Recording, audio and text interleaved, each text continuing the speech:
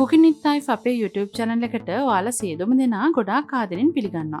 මම කලින් වීඩියෝ එකක් අරගෙන ආවා මගේ හොඳම ඉහෙලියකට කැම එකක් අරගෙන ගිහපු වීඩියෝ එකක්. එතනදී අපි චිකන් එකක් හදලා තිබුණා. ඒ චිකන් එක හදාගත්තේ කොහොමද කියලා තමයි අද මම ඔයාලට වීඩියෝ එකකින් අරගෙන එන්නේ. මේක චිකන් කරි එකක් නෙමෙයි, චිකන් ඩෙවල් එකකුත් නෙමෙයි.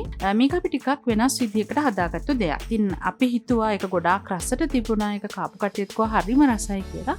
ඔයාලටත් හදන විදිහ කියලා දෙන්න තමයි අද අපි බලාපොරොත්තු වෙන්නේ.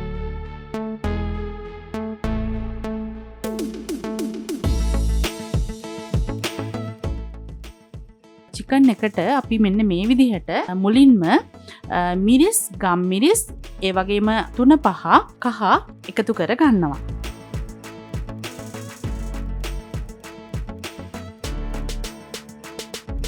ලුණු ස්වල්පයකුත් එකතු කර ගන්නවා. ඒ වගේම මම මෙතනදී එකතු කරන්නේ සෝයා සෝස්, තක්කාලි සෝස්. දෙහියුස ටිකකුත් එකතු කරගන්න අමතක කරන්න එපා. මෙන්න මේ විදිහට හොඳින් මිශ්‍ර කර ගන්නවා. අපි හැමෝම චිකන් ඩෙවල් කන්න කැමතිනේ. චිකන් ඩෙවල් එක හදන්න යනවා කියන්නේ ටිකක් කාලේ යන වැඩක්. චිකන් ඩෙවල් එකකදී ගොඩාක් තෙල් ප්‍රමාණයක් තියෙන නිසා ගොඩාක් කට්ටිය චිකන් ඩෙවල් කන්න අකමැති. ඉතින් මම අද ඔයාලට මේ කියලා දෙන විදිහට හැදුවොත් මේක චිකන් ඩෙවල් එකක් වගේම රසට ඔයාලට හදාගන්න පුළුවන්. හැබැයි ගැඹුරු තෙලේ බැදලා නෙමෙයි අපි මේ චිකන් එක හදාගන්නේ. ඉතින් අපි මේ සියලුම අමුද්‍රව්‍ය ටික මේ විදිහට එකතු කරගෙන අපි මේක හොඳින් මිශ්‍ර කර ගන්නවා. අපේ චිකන් ටික අපි දැන් පැයක් එකමාරක් තියාගන්න ඕන. එතකොට තමයි අපිට මේක ගොඩාක් රසට හදාගන්න පුළුවන්. අපි මේකට තවත් පොඩි මිශ්‍රණයක් හදාගන්නවා. ඒක හදාගන්න විදිහ අපි බලමු. මෙන්න මේ විදිහට ඉඟුරු, සුදු ලූණු, කරාමු නැටි, එනසාල්, කුරුඳු පොතු එකතු කරගෙන අපි මේක හොඳින් සිහින්ව අඹරා ගන්නවා. දැන් මේ මිශ්‍රණයත් පැත්තකින් තියාගෙන තෙල් ටිකක් එකතු කරගන්නවා. මෙතන මම එකතු කරගන්නේ පොල් තෙල්. පොල් තෙල් එකතු කරගත්තට පස්සේ පොල් තෙල් ටික හොඳින් රත් වීගෙන එනකොට මම හොඳින් අඹරගත්තු ඉඟුරු, සුදු ලූණු, කරාමු නැටි, එනසාල්, කුරුඳු පොතු ටික එකතු කරගෙන රම්පේ කරපිංච ටිකකුත් එකතු කරගෙන මෙන්න මේ විදිහට බැද ගන්නවා.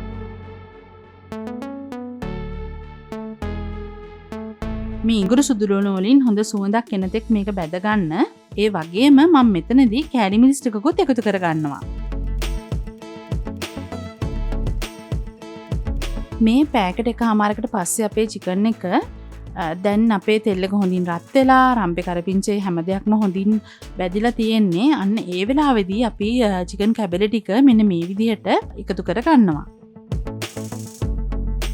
තව විශේෂ දෙයක් තියෙනවා. චිකන් කාරි එකකදී පාවිච්චි කරන සාම්ප්‍රදායික අපේ කුළුබඩු තියෙන්නේ. ගොරකා, සියඹලා, අන්න ඒ දේවල් මම මෙතනදී පාවිච්චි කරන්නේ නැහැ.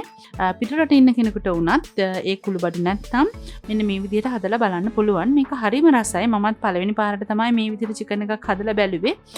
ඔයාලා ගොඩාක් මේ චිකන් කරි එක හැඳි ගන්න යන්න එපා. එහෙම වුණොත් මේ මස් කැවිලි පොඩි වෙන්න බලනවා. මෙතනදී අපි වතුර පාවිච්චි කරන්නේ නැහැ. අපි දාගත්තු තෙල් ටිකෙන්ම මේ චිකන් ටික හොඳින් තැම්බෙන්න අපි ඉඩ අරිනවා. ඒ චිකන් එකෙන්ම එන වතුර වලින් තමයි අපි මේක ඉදෙන්න දෙන්නේ.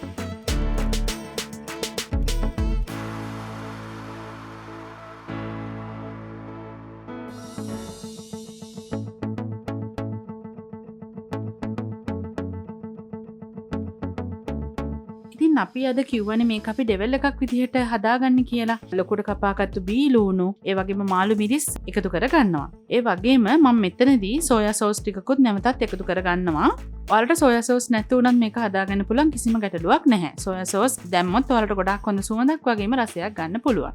මෙතනදී මම තක්කාලි සෝසුත් එකතු කර ගන්නවා.